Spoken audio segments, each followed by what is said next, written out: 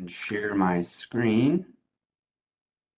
All right, and while you're doing that, I'll take care of a couple of housekeeping items here. So first of all, thank you all for joining us for this month's small business webinar. This is our first one after taking a couple months off for our summer break. And for those of you that are just joining us, or maybe joining us for the first time, we do record all of these sessions and they're posted at our website. So the website you logged in from also has a past recording. So if you want to glance back and see what sessions we've done over the last few years, that content's all there whenever you'd like to watch them. And also make an announcement on October 3rd will be our October edition of this, and it will be the Growth Through Ag program. This will be the topic for October. So mark your calendars for that if that's relevant to the work that you do. This series is brought to you by a whole collaboration of different folks. So Montana's SBDC network, Montana Department of Commerce, the Small Business Administration, MEDA also provides support. My employer, Montana State University Extension, also Grow Great Falls Economic Development, and the University of Montana provides support to bring this to you at no cost. So we do appreciate all the folks there that help make this series a possibility. And we also appreciate when our presenters volunteer to present on something that they're an expert in. And today we're lucky to have Christian Nichols join us, who's a veteran and a former small business owner. And he's going to cover some information about the Brownfields site assessment program. And then also just kind of a housekeeping note on how this series flows. Please feel free to send in questions via chat at any point. And anytime that we get a pause here, I'll interrupt Christian and get those asked to him. Also, if you'd like, we'll encourage you if you want to unmute and ask questions at the end, please feel free to do that at the end. So keep some questions in mind. The presentation will be roughly 20 minutes or so, but we'll stay on and answer questions as long as there's questions that we've got available. So with that, I'm going to go ahead and turn it over to you, Christian. Awesome. Thanks, Joel. So good morning, everybody. Again, my name is Christian Nichols. I work with the Great Falls Development Alliance. I am 50% small business advisor, also 50% Brownfields project manager. And this is just going to be a fairly basic summarization of what the Brownfields is, how it can help you, what you need to do with it, and things like that. So we will move on. So what we're going to cover today, I'm going to give you kind of a simplified Brownfields definition. Hopefully you all can understand that. What is a Brownfields environmental assessment? The difference between a phase 1 and a phase 2, we'll dig into that. Qualifications and resources, how to apply, and a few more qualifications. And then I have a list of contact information from other Brownfields project managers throughout the state. So I'll let you all either screenshot that or I can send that list to you via email. I do have it in a Word document as well. So Brownfields simplified. I'm going to kind of pause as I go through this to point out some things and let you gather or give you some more information.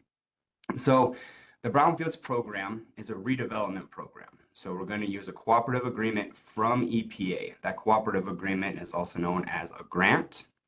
And the reason is to take old rundown buildings, land, or property. So it doesn't have to be a specific building. In fact, we just did a phase 1 on a potential property and land in and of itself. And property or land or buildings that could possibly be contaminated. And we're going to revitalize the property for future use. Our Brownfields program has 2 main components. There's the Brownfield Assessment Program, which I am in charge of. And this is used to identify and assess potential Brownfield sites. And then we have the Brownfields Revolving Loan Fund, which I am not in charge of. That goes to our Vice President of Lending, Jill Colas. And she runs that whole side of it. And this provides low interest loans and grants for site cleanup and redevelopment. Our cooperative agreement goes from 2023 to 2027, and it is a $500,000 grant for assessment. The reason it's called a cooperative agreement is because EPA has the say in the end of everything. So what is a brownfield? So it was created in 1995, and it is used to change the way contaminated property is perceived addressed, and managed. So another definition, a brownfield is a property, the expansion, redevelopment, or reuse of which may be complicated by the presence or potential presence of hazardous substances, pollutants, or contaminant. So this could mean a lot of different things. When it comes to the potential presence of hazardous substances, pollutants, or contaminants, we're talking about asbestos, could be some lead-based paint. We found a site with some arsenic in it. Definitely petroleum is a big one that we really get into, especially when it comes to the RLF for the cleanup process.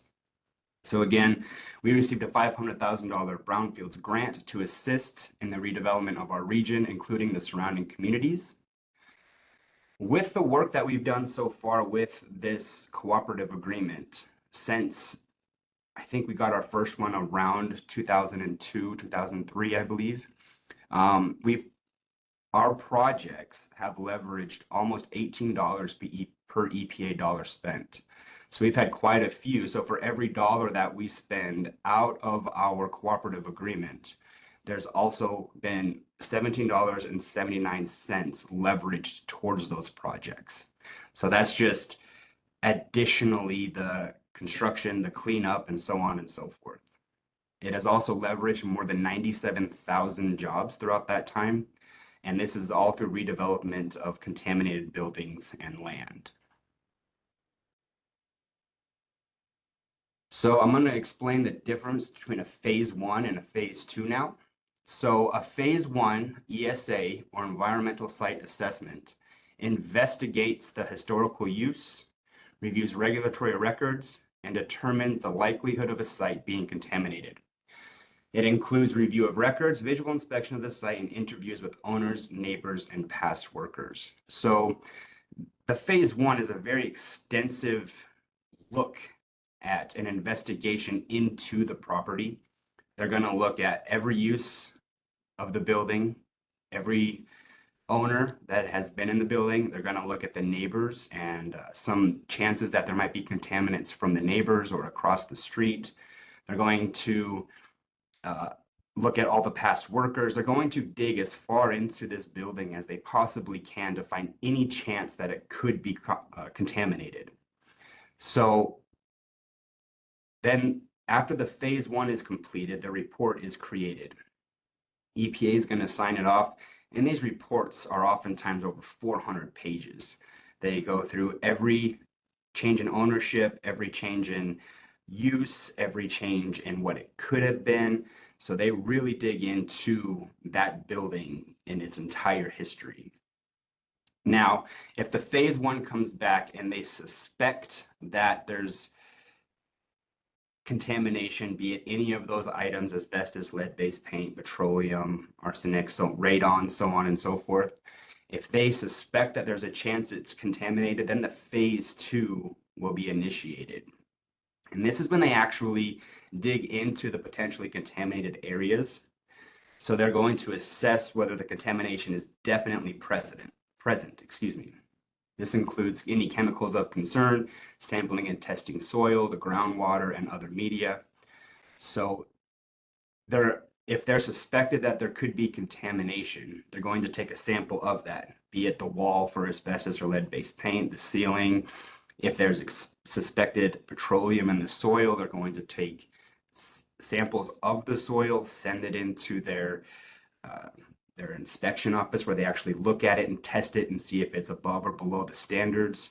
So the phase 2 is a much more in-depth testing of potential contaminants. Another big contaminant is the wash off from dry cleaners. So if there was a dry cleaning business in there prior, there could probably be a lot of contaminants within the soil. The neighbors could be affected by it. So that could also be the same case with the petroleum. If it gets into the soil, it always goes downhill. So if you're downhill from an old gas station, that phase 2 will test the soil to see if your soil is contaminated from another gas station. So that's the difference between a phase 1 and a phase 2. Now, in order for you to be eligible for a phase 2, a phase 1 must be completed prior to the purchase of the building. So here are a few qualifications to be aware of. So To qualify, the property must be changing ownership unless publicly owned prior to January of '02. So we just did a phase 1 and a phase 2 on a church here in town. It has been publicly owned since I think it was 1918. And they were in the process of doing some masonry work, some updates to their facility, and so on and so forth. Because they owned the building prior to '02, they were eligible for the phase 1, phase 2. So we did that, we completed it, construction is underway. So if it's not that kind of situation where you've owned it forever since 2002, it must be changing ownership. The individual that is applying for the phase 1 cannot be the liable party for the contamination. So meaning if we found that the church was liable for any of the contamination, then they cannot move forward with it. It is on the current owners to get that contamination cleaned up. And then the present threat to human health or environment. So any of those items that I've discussed already, if they're there, if they are present, then that would be considered a threat to human health or the environment. And then also the cleanup will allow for redevelopment. So we're not just doing this phase 1, phase 2 just to leave the building as is. We're doing this phase 1, phase 2 for the intention of a redevelopment occurring. Okay. So the resources. So our boots on the ground, we have a few different things. We have QEPs, which would be the qualified environmental professionals. We have a pool of 7 engineers from the Great Falls area that we utilize to do these phase 1s and phase 2s for us. We're not the professional in that area. We are basically the professionals in paying for the process. So we hire QEPs to complete this work for us. And then we also have the Brownfields Advisory Committee. What they do for us is if we have somebody applying for a phase 1, we are going to take the application form from them and we're going to send it out to the advisory committee. And they're going to look at it just basically through another set of eyes. And they're going to verify whether or not this project is a good project moving forward, if it will have an opportunity for redevelopment, if there's any kind of conflicts of interest or anything like that. So that's kind of their job. They're looking at it with a different set of eyes to make sure that everything that we're doing is within the bounds of scope of responsibility, I guess. So a few forms. If you're applying for a brownfield environmental site assessment, there needs to be a signed buy-sell. So that way all the terms are agreed upon, the selling will occur and the purchasing will occur. Then you are eligible for the brownfields application. I would send that application to the client. They would fill out why they're asking for this phase 1. What are the possible contaminants? What is the redevelopment plan, and so on and so forth. So that way we can have information and make sure that on our end, they're eligible. After they fill out the application, I would then fill out a site eligibility determination form or an SED. And I send that to EPA. EPA will take that information and they will send it to their attorneys. Their attorneys will look it up in a whole bunch of different programs. They'll look at the history of it. They'll take a look to see if there's any issues with the process or with the property in and of itself. And then they will come back to me and they'll let me know yay or nay. I haven't had one get turned down yet, but I'm sure at some point I will. Most of them, as long as there's a buy-sell in place, the site eligibility form is pretty simple, quick, and that process moves pretty fast as well. There's also the work order. So we're going to get a work order from our QEPs stating a do not exceed number. And if they are going to exceed, they must have the reasoning and everything else so that we can make sure that the do not exceed is not exceeded. And then again, you must have a signed buy-sell in place between the purchaser and the seller. So if the purchase of the commercial building occurs prior to a phase one, then the purchaser cannot qualify for cleanup assistance if contamination is found. So it's really important, especially as realtors for commercial properties, to make sure that they get this phase one completed. If the phase one is not completed prior to the purchase, the current owner is now responsible for any contamination and cleanup. So it's always basically, it's not required. Most realtors do require it, but if you're going to buy a commercial property, make sure that that phase one is completed prior to the selling and or buying of that property is finalized. Okay. So EPA must approve each site again through the brownfields application, the site eligibility determination. Now, once eligibility is determined, we reach out to our pool of QEPs. Usually we reach out to 3, maybe 4, and we're just kind of not bidding. We don't always select the cheapest. We don't always select the fastest. It just kind of depends on those 3. It's a 3-tier process. What is the QEP's availability? Basically, when can they get started? We do ask about the price. What are they quoting us at? And then the completion time. So if they're not available to get started for a while out, that might be a hindrance in us hiring them. If they're super expensive or super inexpensive, that might be kind of a flag that raises some questions. And then completion time. How quickly can you get the finalized paperwork back to us? Because this will or could slow down the purchasing process. So if the phase one is completed, then you move on and they find any contamination. If a phase two is required, the purchaser can go through with the purchase if they're comfortable with the phase two possibly finding some contamination. That can be kind of confusing, but again, the phase one must be done for you to be eligible for the phase two. That's the point where that purchase can go through because the phase one is completed. Now, the phase two will dissect and get into all of the small situations, the possibility of the lead-based paint, asbestos, petroleum, and so on and so forth, just to make sure that the current purchaser is comfortable with the contamination that they found. That might have been confusing. If it is confusing, you can definitely ask more questions. So this here is just kind of a map. It's kind of old. I think it's about a year old, but we've done quite a few others, but these are just a few in downtown area that we've completed. There are a few more since I've been here. We've also done a bunch from around the state. So while this continues to grow, these are just a few that we put together when we were talking to the Great Falls Association of Realtors, just to show them that, hey, these are some of the things that we have completed for the downtown area of Great Falls.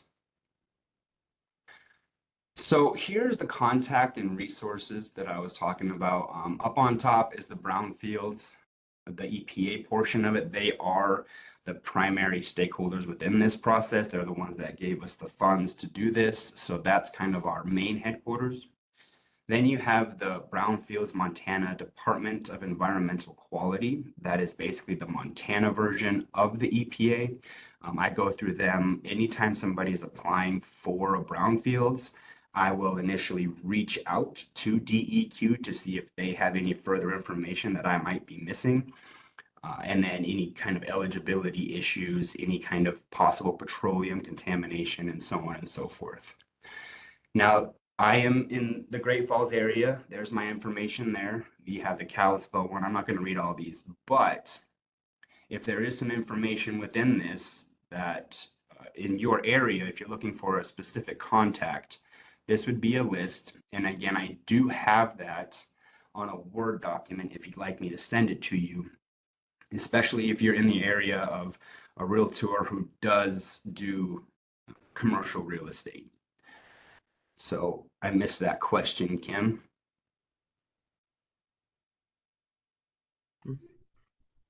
What about Lincoln? I don't see a Lewis and Clark in there.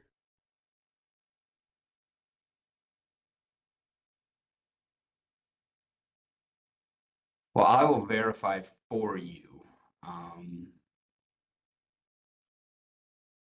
Yeah, it's a good question. Let me verify. I'll see if I can get that answer for you. You're correct, though. I don't see one either for that area. But yeah, Thank I you. will take a look at it. Yeah, you're welcome.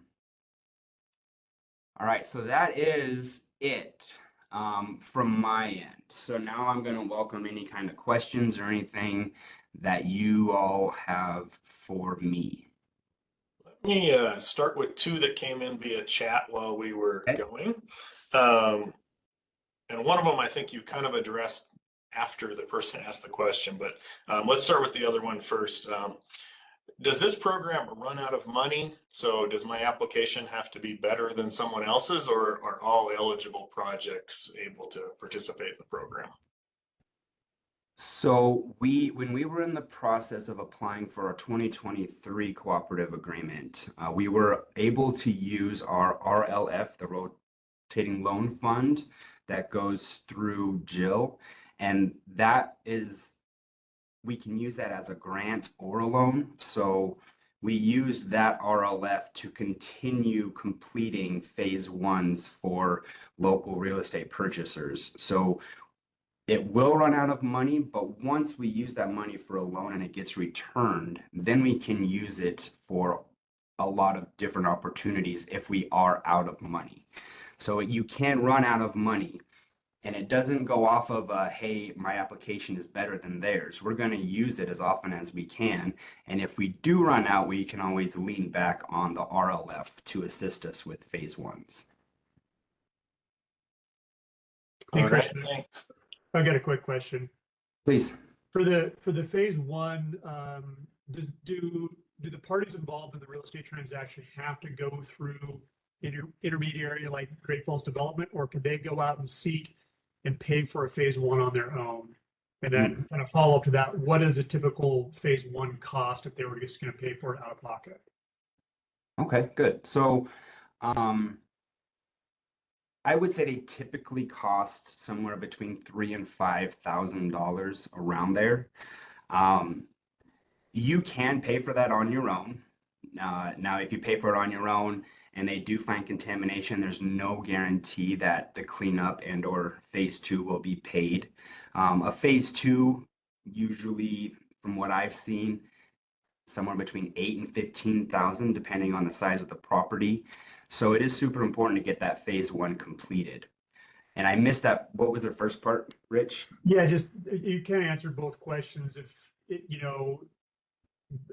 they can pay for a phase one on their own and the typical cost of a phase one. But just to clarify, so if they don't use a source like Great Falls Development for the phase one, does that lessen their chances of getting a phase two funding, or does it still remain the same because they've completed a phase one? If they've completed the phase one, they could come back and chat with us, but that will be that $4,000-ish out of pocket before we can then assist you. So there's no guarantee within this money. We can't say, yeah, it's guaranteed, but there is a chance that if the phase one is completed out of pocket, that the phase two we could definitely assist with. I mean, there's no guarantee, but we have that opportunity. Okay. All right, well, that actually covered the other question. So let me open it up. Are there any questions from the audience?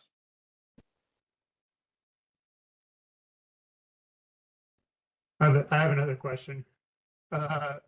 Typically, when the QEP jumps on board and they schedule the start date, how long does it usually take to do a phase one and get it complete? So that can definitely depend on how big the project is. If it's just a small kind of a commercial shop, I mean, I guess it just depends on the size. How much are we talking? So I've seen them done in 2 weeks. I've seen them take 6 weeks. So there's no exact answer. The size of the property has a lot to do with it. And then exactly what kind of contamination they're looked for could make it last a little bit longer, take a little longer, because then they have to go to their resources to get everything tested, to dissect everything, to see if there is any other possible contamination that could be there. So again, it depends on what kind of contamination we're looking for, and then the size of the property. Okay. But so minimal turnaround is going to probably be at least a couple weeks from the time they get going on it to the time they minimal, right? We usually tell people it'll take roughly a month for Okay. just the simple phase one, about a month. I've seen them faster and I've seen them take longer. About a month is kind of what we have people plan for. But again, the phase two could definitely the phase one could slow down that buy sell process depending on if there is contamination found, and what exact contamination they're fearful of. Okay. All right. Other questions for Christian?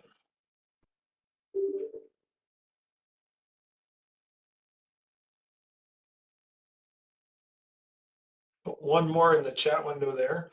And this is it common for people to come to you to ask about the program and find out they don't qualify? Well, I think the whole purpose of me doing this is to kind of hopefully get the word out that we do have this program to help commercial real estate investors and purchasers for their future business, or expansion of their business. So our main priority is to get information out. We haven't denied one that I know of, but there has been times where sales couldn't go through because we had a super energized, ready to go seller, and then the buyer needed a phase one, then the buyer backed out. So we've seen these kind of things occur. So it's definitely it'll be wise of you to make sure that you are prepared to make sure that you have enough time for this phase one within the buy sell. You don't want to sign a buy sell for 2 weeks and expecting to get a phase one completed in that time. There's a lot of things that are going on in the background to get that done as quickly as possible. But just having the knowledge that this is an opportunity and something that you need to do in order to qualify for any kind of cleanup opportunities. It's just, I'm trying to get the word out to say, hey, we have money to help buyers and sellers. Let's get this word out and let's use this money to our benefit.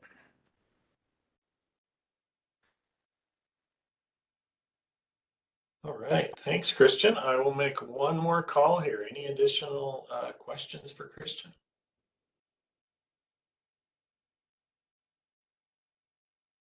All right. Well, Christian, thank you very much for sharing your expertise on this particular program. One I didn't know a lot about myself, so I learned a lot. For those of you online here, do mark your calendars. October 3rd will be our next session, and that one's going to focus on the Growth Through Ag program. So everyone, thanks, Christian, and have a great day, everyone. Thanks, everyone. Thank you.